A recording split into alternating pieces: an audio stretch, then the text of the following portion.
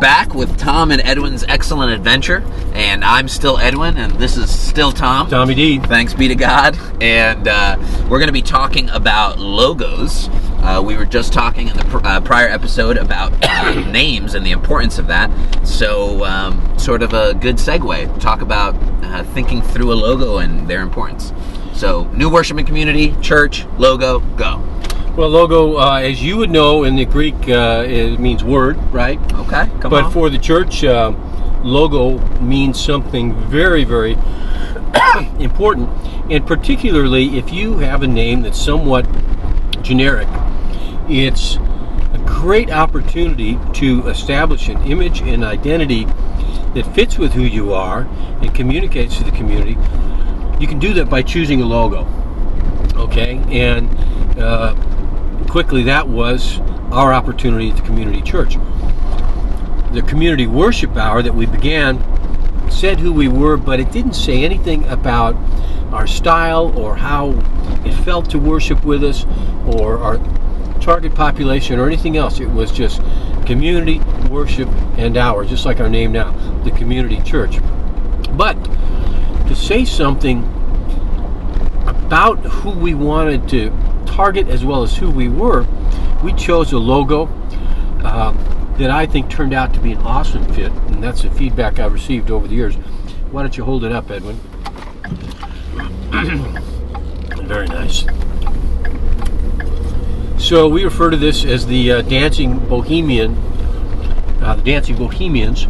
Edwin, can you describe that? What does it make you think as you look at that? Well, I'm thinking it's very colorful, so it draws me in because of that. I'm thinking community, because people are drawn together. It's about 3 people. They're moving somewhat in a very spirited way, so it seems like it's related to spirit, light. It's very bright. It's very positive. Yeah. And maybe Trinitarian, if I want to bring that faith thing in there. It's possible, but it's possible. You might be stretching it. Yeah, we probably didn't think about that hard. The reality is it reflects energy and enthusiasm and activity. It's colorful. Excuse me. It's happy. It's upbeat, and those are all the things that we want to say about who we were. It's the notion of a differentiation.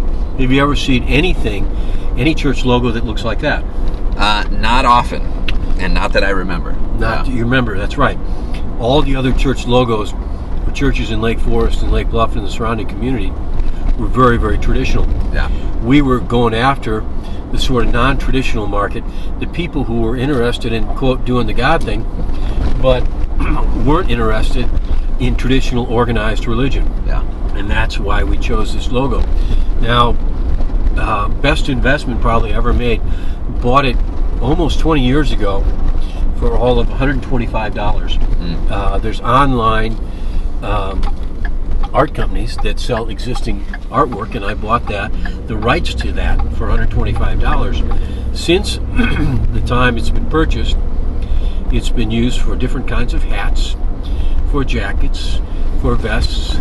That's right. We got swag. For sweaters, for golf shirts. Thanks, Cam.